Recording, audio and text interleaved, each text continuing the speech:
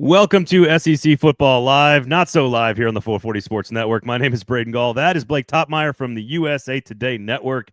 Of course, we are brought to you by ML Rose. You can catch him on SEC Football Unfiltered and all of his work all over the interwebs. Blake, how are you, sir? Good to see you. I'm doing well. You, Braden? This season I felt like it kind of snuck up on me. I don't know if it's like kids are a little older, more summer activities, vacations, or whatever, but like I can't believe football's here, and I'm quite excited about it.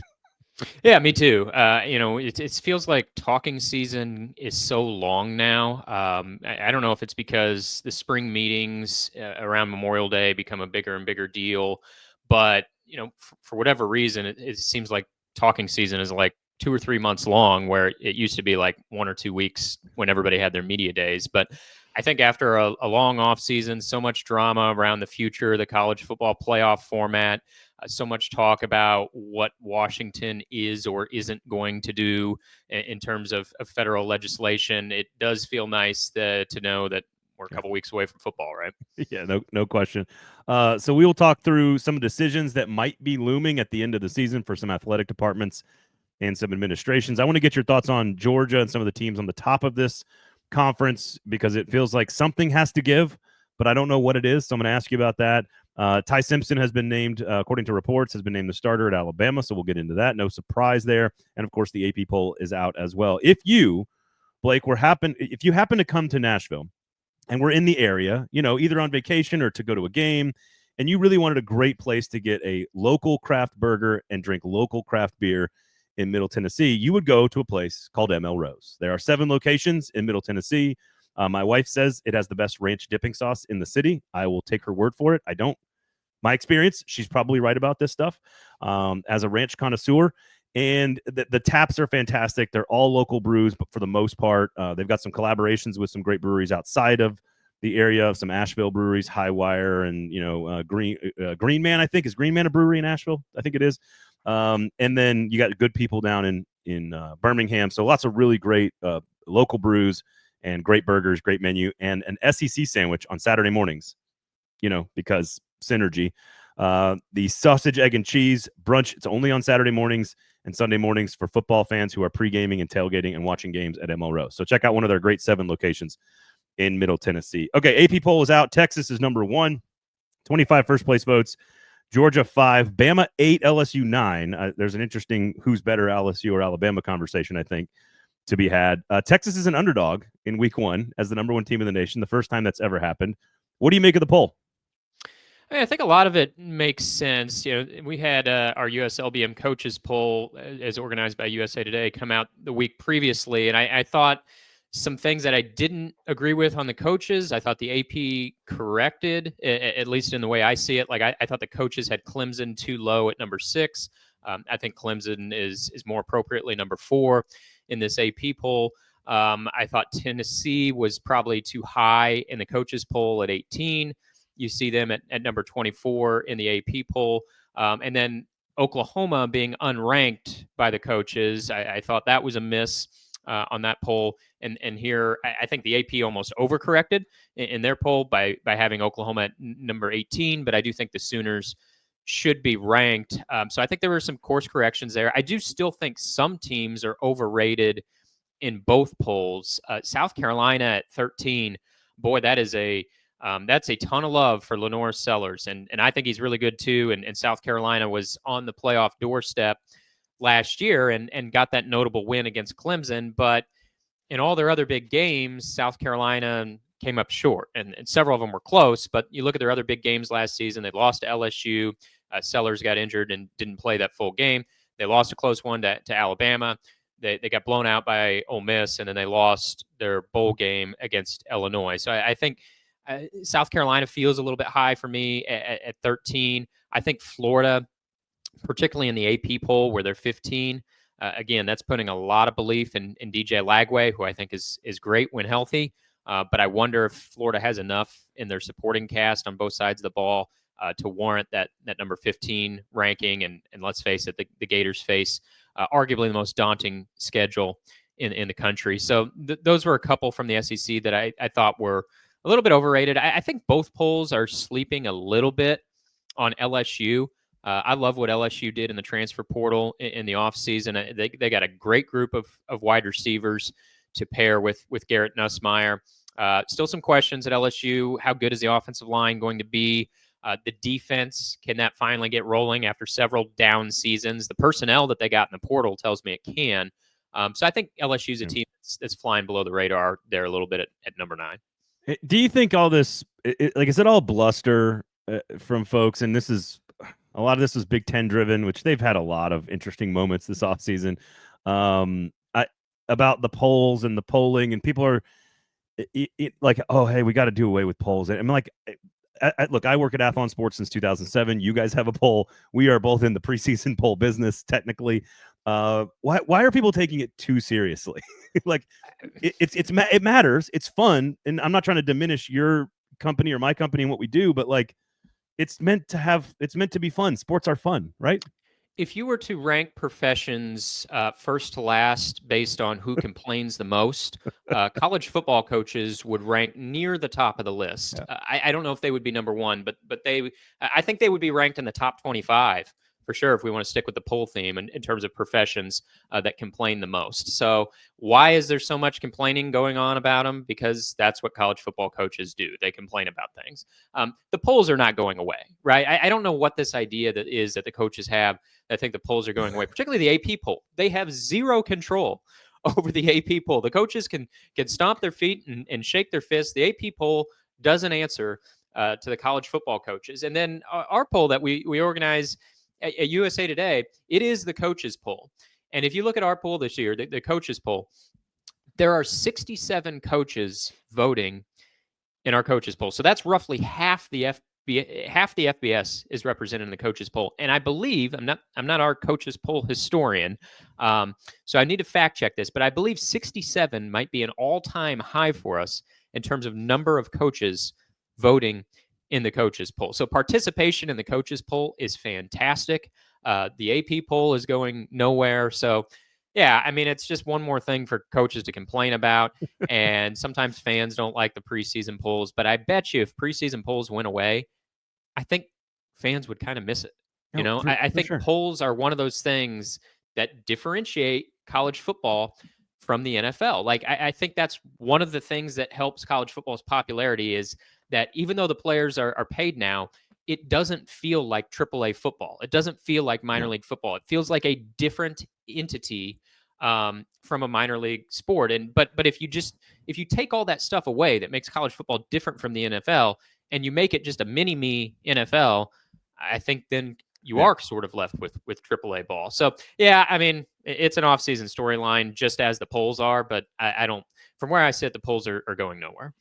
Well, and I'm gonna Mississippi State is last in Athlon's poll in the SEC, and we have them at 66th in the nation. If they go undefeated, they're going to be in the playoff. Absolutely, yeah. It's just like I remember Iowa. I think Iowa was ranked preseason 62 in was it 2016 where they went 12-0 and they played Michigan State in that famous sort of Big Ten championship game where Michigan State had a 22 play drive and converted on 4th down to make the playoff. But like Iowa was 1 4th down stop away from being in a 14 playoff. So right, yeah. The idea that the college football playoff committee uses preseason polls that come out in August to influence their rankings in November. I mean, that's absurd, right? I mean, I think we can, we can debate whether the committee gets it right, wrong, what have you. But and I do think some brand reputation could subconsciously, at the very least, influence the committee's rankings, right? I mean, the script A, the Golden Dome helmets, and the prestige and the history that come with programs like Alabama and Notre Dame. Are you going to tell me that the committee is able to completely shut that off? I don't know that they are, but to me, that doesn't really have anything to do with preseason polls. That it has to do with a program's reputation and image. Well, to your point, like if you took every single poll away, every single preseason magazine away, like we would still be arguing about who we thought was better.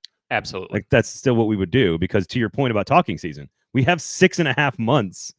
We have 38 weeks of the year to debate this stuff and only like 16 to 18 to actually watch stuff that's happening. So, yeah. And don't we want qualified people producing a poll? Because in the absence of a coach's poll or an AP poll, you're going to have other rankings But, I think the beauty of the coaches poll is this is the coaches, the people that are supposed to know about their industry, right? They get a vote. And then the AP, I think, does a fine job of selecting people that they, from the media, that they feel are most qualified to vote in the poll. And it's a good cross section from across the country. So in the absence of those polls, something else would spring up. And I don't know if that something else would be better. Well, and I think the AP poll is entering a new era of accuracy and integrity now that Ralph Russo is no longer running it. So there you go. Catching strays for fellow Mets fan catching strays. Look, I think we should do polls by the likes, like let's just do it based on who gets the most likes on Instagram or Twitter. Like let's just do polling based on the internet's popularity. Sure. Yeah. Let the TikTok algorithm figure out how teams should be ranked. Vanderbilt, number 2. is what would happen probably with Diego Pavia, seeing his personality flourish, which is so much fun here in Nashville. All right, so Ty Simpson is named the starting quarterback for Alabama. No real surprise here. Are you on board with the theory that some of this is also Ryan Grubb being back? I mean, it's still Kalen DeBoer's offense. Grubb and DeBoer have certainly been better together than apart, but I don't want to oversell his value, but he's worth something, certainly.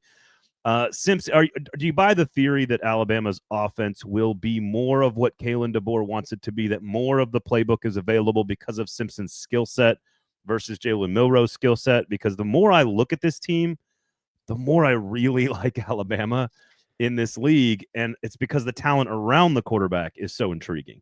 Well, and that's you're absolutely right, because I think the talent around the quarterback is better this year than it was last year. And I'm not just talking about offense either. The Alabama defense, particularly in the secondary last year, there were some holes in the defensive backfield that Kalen DeBoer inherited. And I thought the quality of the wide receivers was not at the level you would expect from Alabama last year. I mean, Ryan Williams had some great games, absolutely. But in terms of the full complement of wide receiver talent, I didn't think it was up to the Alabama standard last year. I think both wide receivers and defensive backs are going to be better at Alabama this year, and that's important. And I think, Ty Simpson, in a way, he almost does feel a little bit throwbacky to sort of the heyday of the Nick Saban era, when a little bit less was asked of the quarterback than the final years of the Saban era, when you went through Tua and Mac Jones and Bryce Young.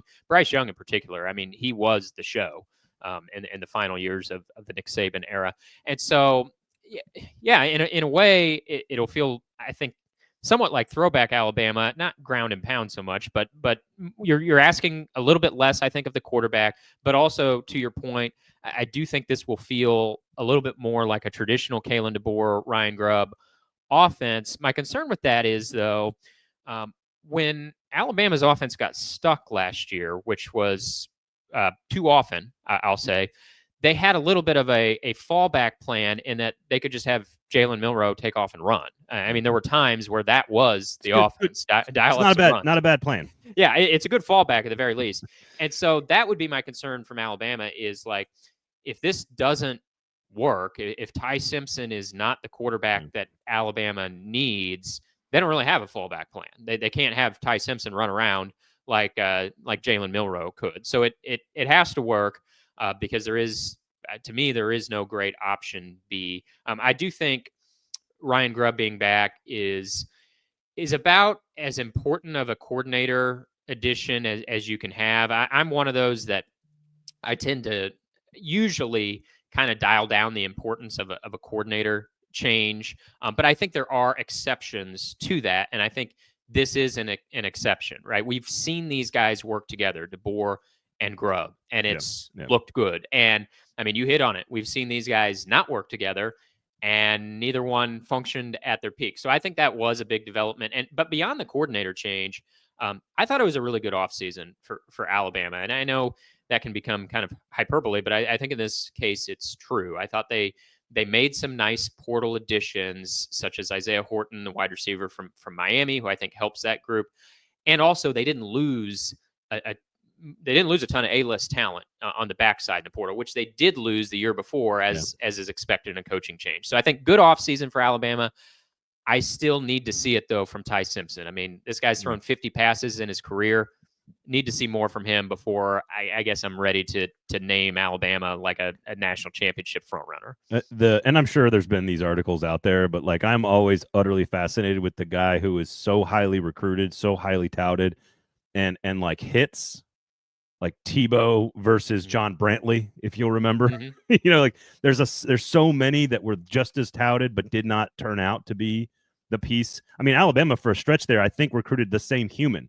Like I'm pretty sure that like Cooper Bateman is like the same human as like who are the other names that were all like the same? It was all the same name. It all felt like the same person. They all were in the same fraternity, probably in Alabama. And they were all 5 stars, and they were all super talented and highly touted, and most of them did not hit until Hurts and Tua and some other names. Arch Manning is certainly in that category. I think most people feel that he's pretty good. And going to be pretty good. Georgia's the other one here in the top tier. You've already mentioned how much you like LSU. It sounds like you're kind of with me on Alabama to some degree. It sounds like, I don't know if you agree or disagree with Texas at 1. I think I've listened to you and John talk on your show about that you guys all kind of think Texas there it belongs at the top somewhere, at least 1 or 2. Georgia's the one I can't really figure out because they have so many unanswered questions. But we know they're going to answer those questions throughout the course of the season pretty quickly with names that we just don't know yet exactly, but they're going to be. The question is, like, are they more like Ohio State last year where they still have a ton of talent? They lose a couple times in the regular season. Maybe they don't play in the SEC championship game, but they might be the best team going into the tournament and they get in? Or are they actually in a year where they go 9-3 and are not a factor in the national championship? I think it might be somewhere in between where there's sort of a repeat of last year's Georgia, which is still a really good team, but is not a team anywhere close to Kirby Smart's back-to-back championship teams. I think they fall somewhere, in between that 9-3 range and Ohio State last year range. And I do think their preseason ranking is a little bit of the Kirby respect factor. And I'm not saying that's wrong. Nick Saban got the benefit of the doubt in the preseason polls consistently, and usually that was vindicated when the season began. But you see Georgia at number 4 in the coaches poll, number 5 in the AP poll. I think a lot of that is just the trust and the respect that Kirby's earned based on year after year. He brings in good recruiting classes. He develops the guys that he signs as well as anybody. He does a pretty good job of retaining them, and then the end product is a playoff caliber team. So, I mean, with Georgia, in a lot of ways, my questions with Georgia are similar to my questions with Alabama, and that's how good's the quarterback going to be? I mean, Gunner Stockton, again, I think he's. I like him. I think he's underrated a little bit. I don't think he's great, but he I think might he's underrated. be. Yeah, he might be underrated, and still might be in that like 6 to 10 quarterback range in the SEC. And my question would be, can you win a national championship with that guy? Now, when they had Stetson Bennett, I don't know that Stetson Bennett would be number 1 on the board in an SEC quarterback draft in any year he was there. But Stetson Bennett had that clutch factor, right? When the moment got tense, when the game was big, Stetson Bennett delivered, and he could also run. I mean, that was the underrated value of Stetson Bennett, was he could take off and get you 15 yards with his legs. And so, I think Stockton could do that for sure. I think he could. What concerns me about Stockton is when he had to be the guy last year, it didn't feel like to me the coaching staff had full trust in him. I mean, there was a lot of game manager type stuff going on, I thought, when he had to take the reins. I mean, he had that one deep shot that he hit against Notre Dame in the playoff. They dropped some passes, like as Georgia was want to do last year. Right, and they didn't protect him very well either. But yeah, I mean, I think what is the ceiling for Gunner Stockton? If I knew what that ceiling is, that to me is the ceiling for Georgia. I don't think there's going to be a huge issue with the supporting cast. Last year there was at times an issue, like the wide receivers. They did not give enough support, whether it was Carson Beck or Gunner Stockton back there. But yeah, Georgia is a little bit of a mystery team. I think they're going to be in the playoff when it comes to Selection Sunday. I think they'll be there in the end. I just don't know how. I don't know that it's going to be a smooth waltz to the playoff. I mean, you look at the schedule. There's a couple landmines there. They're at Neyland Stadium. Alabama comes to town. Ole Miss comes to town. The neutral site game against Florida could be a little bit sticky. Texas comes to town. I mean, that's the best thing about Georgia's playoff chances, I feel like, is a lot of their swing games that are going to determine whether they're in the playoff or not. A lot of those are at home. The majority of them are at home. It's so weird. Like, I think they're almost guaranteed to be worse and lose twice, but I think they're almost guaranteed to not lose more than twice. Like, does that sound right? Like, it's just a weird, like, I trust the people, to your point about the trust factor. I do think Stockton, I feel like the part of the reason I think he's a little underrated is not because I think he's going to be great or that he's better than Stetson Bennett or any of that stuff. I just think that there's, like, if you just have the 2 games to go on, you're talking about what might have been the 2 best defenses in America. I mean, True. like Texas in half of a game where he got his head blown off, basically. And then I thought he actually played fairly well against Notre Dame. Again, one of the best defenses in America. And with that receivers that drop passes and an offensive, like, I just think, like, it's a really hard situation. And so I think that this is not some like, Stetson was the walk-on, right? This is a 4-star big-time recruit that had a lot of hype coming out of high school, produced in a big way in high school. I think that aw shucks thing he's got going on probably benefits him to some degree as well. And I just looked this up while we were talking. The last time Georgia was 5th was 2021. We all know what happened that year. And then they have not been. That's the only time this is the lowest preseason ranking they've had since 2017.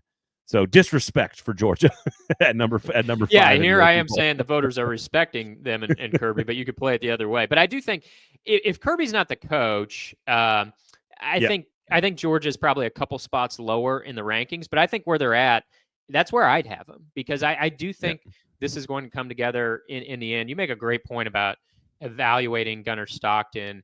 I mean, if you throw Ohio State into the mix, particularly when Ohio State was playing at their peak, I think Gunner Stockton faced 2 of the 3 best defenses probably in college football. And Penn State would also have been in that mix too. But point being, Notre Dame and Texas were right up there, right? Yeah. I mean, they were sort of the tip of the spear. So that's a great point. To kind of further your point here, if you switched Kirby Smart and Brian Kelly right now, just switch them, everyone would be picking LSU number 1 in the country. Yes. I feel like.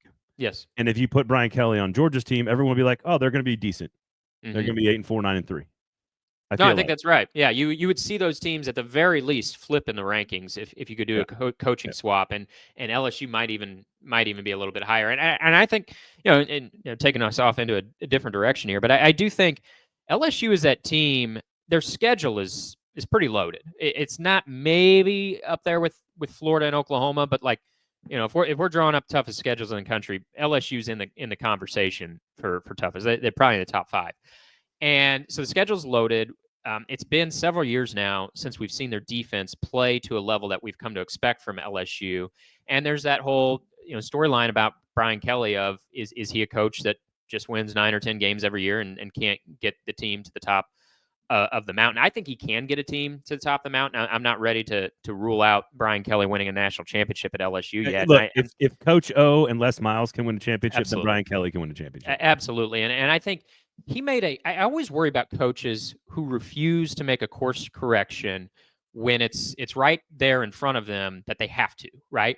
And what would give me some hope if I'm an LSU fan is that their coach, their program did make a course correction by getting more involved in the portal this offseason. They knew they had to, and I thought they scored a lot of wins on that front. They got the donor game figured out. Now, I think it's fair to question, why did it take this long to get the donor game figured out to be where it needed to be? But they got it figured out, it seems like, in the end, and I think that shows in the transfer hall. So I'd be a lot more concerned about Brian Kelly and LSU if they go 8-4 this year than I am right now, because I as you can tell, I think pretty highly of this LSU group that he's assembled. They, on their schedule, they have 7 teams ranked in the top 21, and that does not include a road trip to Vanderbilt. So I agree with you. That's brutal. That's brutal. It's not Florida bad or Wisconsin bad, but it's pretty bad. Obviously, make sure you check out all of Blake's work, usatoday.com and SEC Football Unfiltered. You and John do a great job covering the SEC over there on that podcast. So always good love for good podcasts. I catch it every single week. I want to ask you about, we had an unprecedented hot seat season last year in the SEC. in that no one got fired. Like, honestly, I'd have to double check. I'm sure it's happened, but like, it just feels like that's not a thing that's ever happened in my career since covering college football in the SEC. We have some big jobs with big pressure at places like Auburn and LSU and Oklahoma. I don't know how close any of those guys are. I don't think Brian Kelly's actually close to a hot seat, barring a complete collapse. Anything can happen at Auburn, or anything can happen with Hugh Freeze, so can't count that out. Although I really like this Auburn team, so I think they're better than people think. Oklahoma, it is what it is. I think Kentucky's a conversation we need to have with Mark Stoops. What is the future? The contract is causing a lot of problems there for both sides. I don't think Arkansas as a collection is like super invested financially, portal wise, and infrastructure wise around Sam Pittman. What does the end of the season look like for you from a decision making standpoint in the athletic director chair across the conference? Yeah, I think it's going to be pretty active in the SEC this year because of what you just mentioned. When you have a year where no coaches are fired, that means you come into the next season usually with a lot of coaches on the hot seat. And you hit on the names. I agree with you, Brian. Attaching the word hot seat to Brian Kelly, I think is inaccurate. So I second your opinion on that. It would have to be a complete derailment, an utter disaster, I think, for LSU to move on Brian Kelly after this season. So I think there's really 5 names that I would put in the SEC's hot seat conversation. I think Mark Stoops is maybe at the bottom of my list only because of the buyout. Like, if not for the buyout, I think Mark Stoops would be higher on the list because for as good as his tenure has been at Kentucky, and it has been as compared to the program standards there, he had a couple 10-win seasons. The best days of Mark Stoops at Kentucky are behind him. That program has lost momentum. I'm not sure it's getting it back with him. So I think. Do you remember Tubby Smith? Do you remember the end of Tubby Smith's career? Yeah. Good enough to win a national championship. Really good basketball coach. Probably time for both sides to part ways, and there's an amicable divorce is what happened, right? Yeah. Does it feel like that? It does. I just a lot of coaches aren't in the business of walking away from money. So the idea of an amicable situation, that buyout kind of makes things complicated because if I'm Mark Stoops, I'm saying, sure, I'll walk away, stroke me the check for 30 some million that he's going to be owed if that were to happen this year. So that is the sticking point, is the situation that Kentucky has put itself in contractually with Mark Stoops. But moving past him, there's 4 names that I think it could get really hot for if their seasons go south. And that is, kind of in no particular order: Billy Napier at Florida, Brent Venables at Oklahoma, Hugh Freeze at Auburn, and Sam Pittman at Arkansas. Pittman's a little bit different from the other 3 in that, he's nearing retirement. That one maybe does fall in sort of the amicable divorce situation. Like, it's kind of nearing the end of the road for Sam Pittman. And I feel like when it ends for him, I think most Arkansas fans, particularly if they have a few months to kind of gain some perspective, they'll say he was good for the program. He was a necessary bridge away from the Chad Morris era and to something else. But it feels time for that bridge to connect to whatever the something else is on the other side. There's just, I mentioned a kind of a lack of momentum with Mark Stoops at Kentucky. It feels like the same situation at Arkansas. The best days, the Sam Pittman era, I think at Arkansas are behind him. And I think it's getting close to being time to connecting that bridge to something else. The other 3 guys, Freeze. Well, one comment real quickly on Arkansas. Sorry to interrupt. Because I think there's one, I think, culturally polar opposite of a Bobby Petrino type of culture. Ironically, they worked together, of course, last year. But I think polar opposite. And I thought that was very much on display in the Netflix documentary. I'm sure you've watched it. If you've ever been around Sam Pittman like you and I have, you sort of know the type of person that he is, and the communicator that he is, and just genuinely a person we all root for as a human being in this world, which is not a lot of coaches in places in the SEC, generally speaking. Like, there's a lot of good people, but like, he's a different tier. And I don't know why I think this, but having just watched the documentary like last week, and I don't know if he had a knee problem last year or something, but like, and I don't want to get into his personal health issues. I don't know anything about this. I'm not reporting anything. I saw a guy who looked like he was kind of like, I've done a lot here, man. I've been a great offensive line coach for a long time, all across the SEC at great places. I've won a lot of games. I had a chance to be a head coach. I had a couple of really big moments. I've impacted a lot of people's lives in a really positive way. He just looked like a guy who was walking like he was, like this might be the end. And that's a weird way to like analyze this, but because we get insight into teams that we normally don't get any insight to with this documentary, I was looking at that going like he doesn't look like a guy who like wants to grind for a few more years, if you know what I mean. So he had hip surgery last year, and you're Okay. right. I think that image, fairly or unfairly, I mean, Sam Pittman's only 63 years old, and I say only. I mean that's retirement age for coaches, but I mean it's not like Sure. this is somebody. This is not an octogenarian Right. walking around, but he had that hip surgery last year, and I think you're right. Like image is everything. And at times in this sport, and you hate it for the guy because health problems. It's unfair that would affect you, but it does. And the fact that he had to have hip surgery and it did affect his image in the aftermath of leading up to that. In the aftermath, that's tough. And you combine that with a program that's it's on the field, lost momentum, and I think that's tough for him. And the other three guys, I think they can coach their way off the hot seat this season, being Hugh Freeze, Brent Venables, and Billy Napier. As Billy Napier did last season, he got himself off the hot seat, but not too far off. I mean, he's still in that terrain this year. So those three guys can coach themselves off the hot seat, or if they don't have good seasons, I think any and all those three jobs could open this year. I agree. Make sure you check out ML Row. 7 great locations all across Middle Tennessee and in the Nashville area. You've got great drink specials and a great brunch menu on Saturday and Sunday. So if you're pre-gaming for a game or tailgating or want to watch the game, a great place to watch NFL football and SEC football on Saturdays and Sundays. They got trivia nights. They got happy hours. They got all kinds of great stuff. Spicy cheese curds, new menu item. Fantastic. Addictive, bad for my health. So I go and eat lots of them, and then I have to take a break. It is what it is. All right, so last one here, and I kind of want to just mention this because I'm curious about Tennessee this year.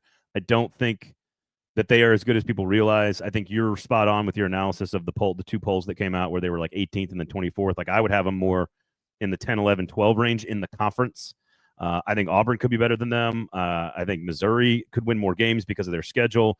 I'm just not sure what Tennessee is. Ole Miss is also one of the other teams taking a step back. Like on paper, they might overachieve, but Ole Miss and Tennessee feel like 2 teams that are taking a step back. Mississippi State also runs a similar offense. So my question to you is, I think all 3 of these teams run the Art Briles, some form of the Art Briles offense. Josh Heupel runs the more specific Art Briles offense than even Lane Kiffin does. And the knock historically on these types of systems are that they can beat almost anybody that they have better players than. And they're going to consistently beat teams that they have better players than because there's a high floor for those offenses. But that when they run into teams with better players, that system can get shut down, can be beaten pretty easily by teams with elite talent, which, again, some of that's common sense. Ole Miss couldn't quite get there last year with the best roster maybe in school history. And they were close, but they can't beat Kentucky.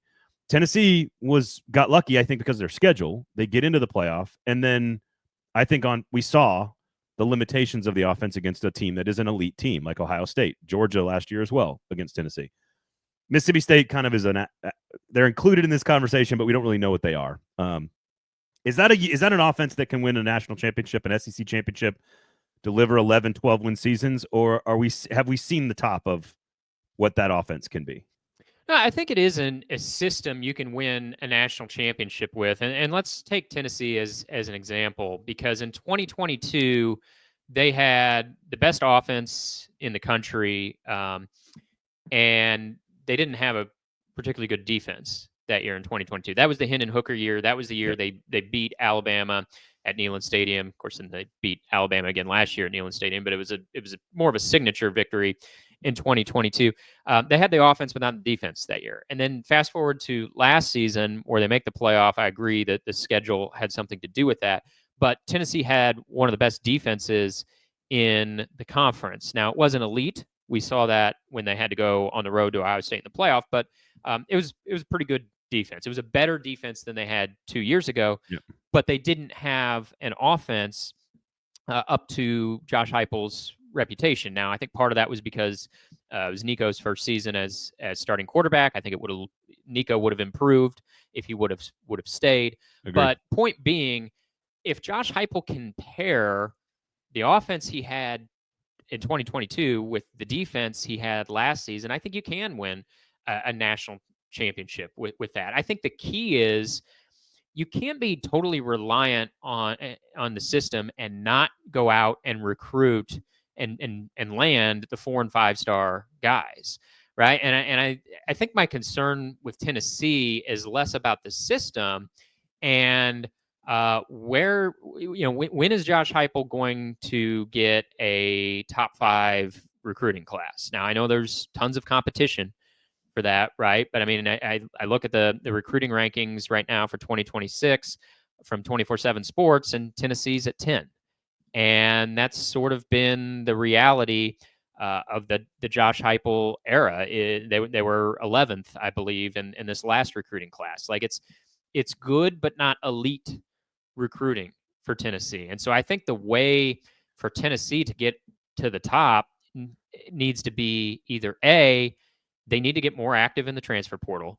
Under Josh Heupel, Tennessee has been one of the least active teams in the portal of any SEC program, or they need to sign a couple of elite recruiting classes. So I think the system is okay, and we've seen that system beat elite teams, whether that be Tennessee in 2022 against Bama or Ole Miss last year against Georgia.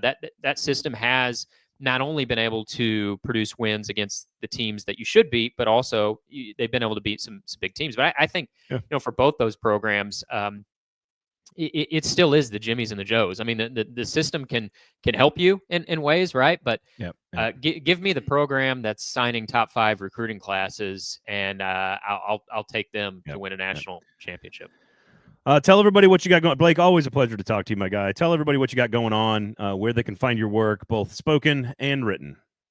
Yeah, so usatoday.com got preseason commentary just flowing. It's not just me. I'm writing plenty of it, but you can also hear from our other college football columnists, Matt Hayes and Dan Wolken. I feel like the three of us have really kicked it into a higher gear from about July 1st on. That's kind of when it feels like college football season is near. And also got Paul Meyerberg over there pumping out the preview content as well. So we're rolling 4 or 5 deep over there at usatoday.com.